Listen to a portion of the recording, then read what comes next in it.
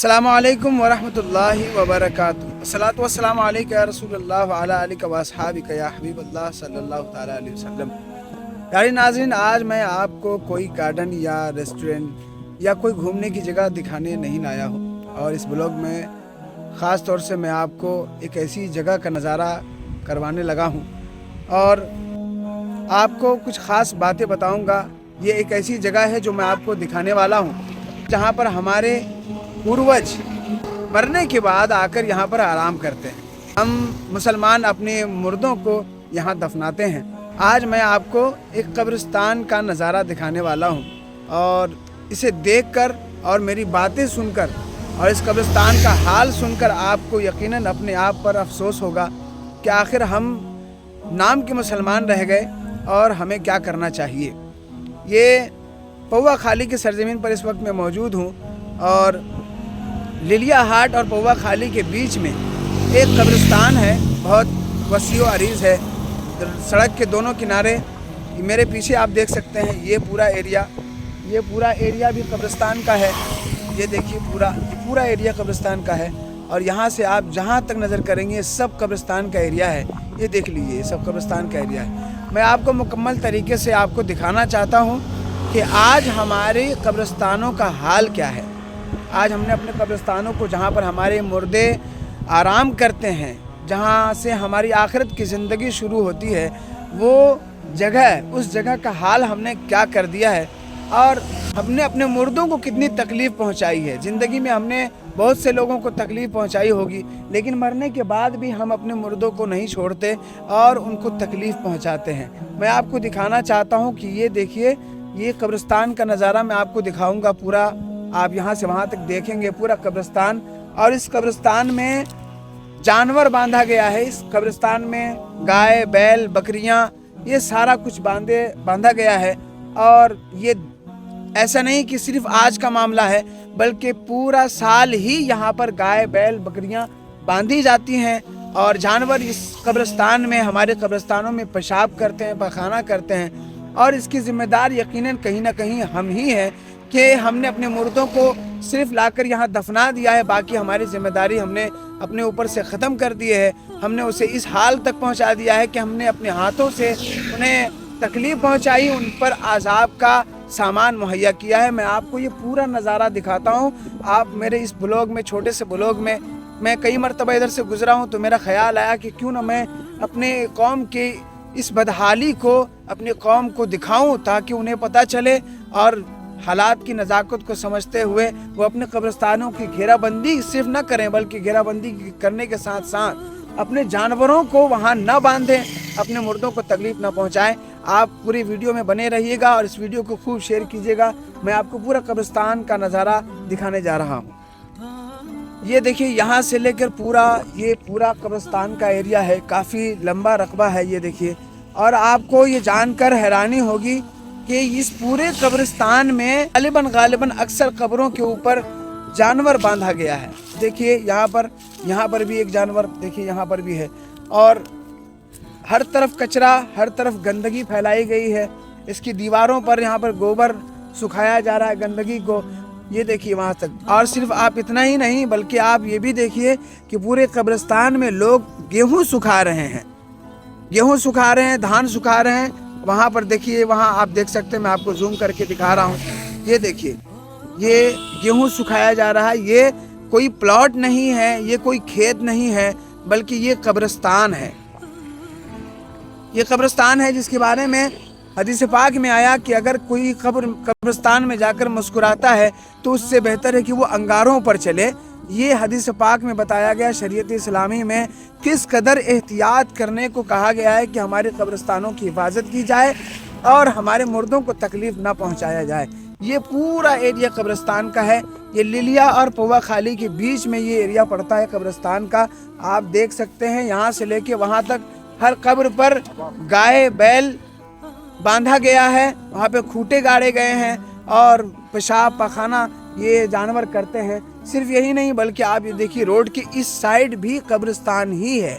ये पूरा एरिया कब्रिस्तान का है। इसकी बदहाली आप देखिए, इसकी बदहाली आप देख सकते हैं कैसी है, और वक्त हालात का तकाजा जिस कदर ہمیں پکار کر ہمارے قبرستان ہمیں کہتے ہیں، بلاتے ہیں کہ اپنے قبروں کی، اپنے پرکھوں کی، اپنے مرنے والوں کی قبروں کی حفاظت کی جائے، لیکن ہم نے انہیں بدحال کر دیا۔ ہم نے ان کی قبروں کو جانور باندھنے کا اڈا بنا دیا۔ یہ دیکھیے، آپ دیکھ سکتے ہیں یہ دروازہ ہے، ٹوٹا پڑا ہوا ہے، اور یہ دیکھیے مکمل یہاں سے پورا، یہ بھی اس طرف قبرستان کا ایریا ہے، یہ پورا قبرستان کا ایریا ہے۔ یہاں بھی دیکھیے آپ کو جانور باندھا ہوا ملے گا۔ یہ دیکھیے سامنے ہی ایک تازہ ترین قبر ہے، اور وہیں پر کئی سارے جانور باندھے ہوئے ہیں، اور یہ جانور ظاہر ہے پیشاب پخانہ سارا کچھ کرتے ہیں۔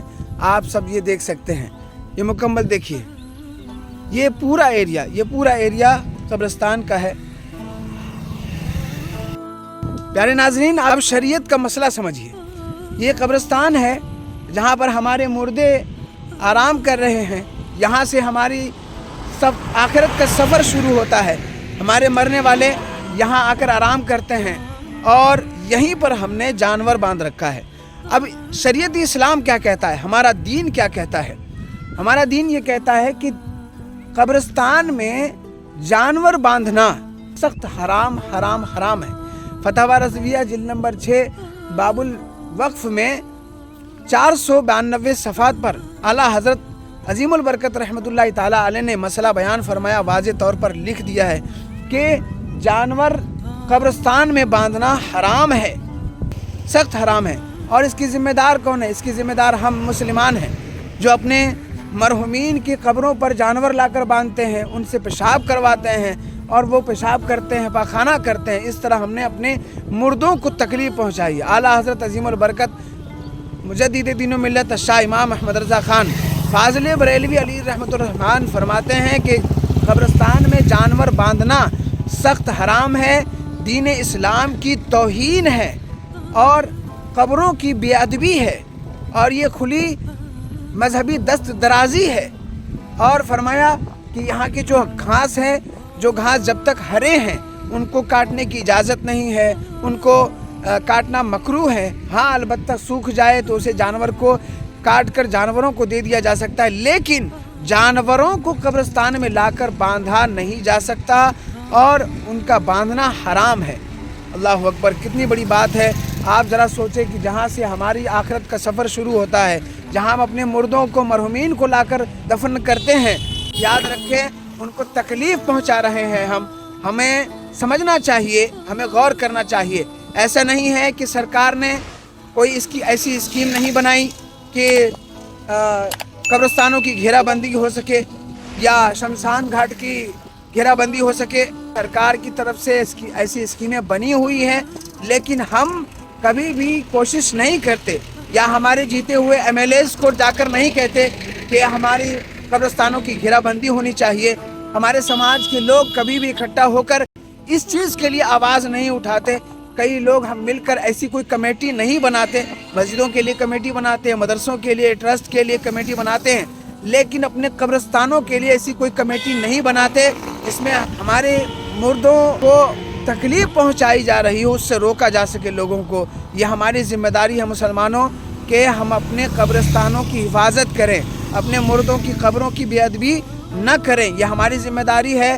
آپ اس ویڈیو کو اتنا زیادہ شیئر کیجئے تاکہ کہیں پر بھی اگر اس طرح کے واقعات ہو رہے ہوں، جہاں پر قبرستانوں میں جانور باندھے جا رہے ہوں اور اس طرح کے ناجائز اور حرام کام کیے جا رہے ہوں، ہمارے مردوں کو تکلیف پہنچایا جا رہا ہو، آپ ان تک یہ ویڈیو پہنچائیں کہ وہ ایسا نہ کریں، اور سماج کے لوگ مل کر اپنے MLAs کے پاس جائیں۔ آپ نے جن کو ووٹ دیا ہے آپ ان کے پاس جائیں اور یہ آواز اٹھائیں کہ ہمارے قبرستانوں کی گھیرا بندی ہونے کے ساتھ ساتھ ان لوگوں پر جرمانہ عائد ہونا چاہیے جو ہماری قبروں پر، ہمارے مرنے والوں کی قبروں پر آ کر جانور باندھتے ہیں اور پیشاب پاخانہ کرواتے ہیں، گیہوں سکھاتے ہیں اور دھان وغیرہ قبرستان میں آ کر سکھاتے ہیں۔ اللہ اکبر، یہ کتنی بڑی افسوس کی بات ہے کہ ہمارے قبرستانوں کا یہ حال ہو چکا ہے اور ہم اس کے ذمہ دار ہیں۔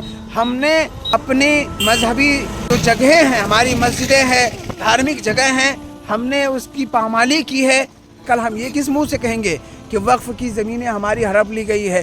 ہم نے خود اپنے وقف کی زمینوں کی حفاظت نہیں کی، ہم نے اپنے قبرستانوں میں جانور باندھے، ہم نے اپنے قبرستانوں کی گھیرا بندی نہیں کی اور اس کی بدحالی پر چھوڑ دیا، ہم کس منہ سے وقف کی ڈیمانڈ کریں گے؟ ہم کس منہ سے سرکار سے کہیں گے کہ ہمارے وقف کی جو سمپتیاں ہیں وہ ہمیں لوٹا دی جائیں، اس کی حفاظت کی جائے؟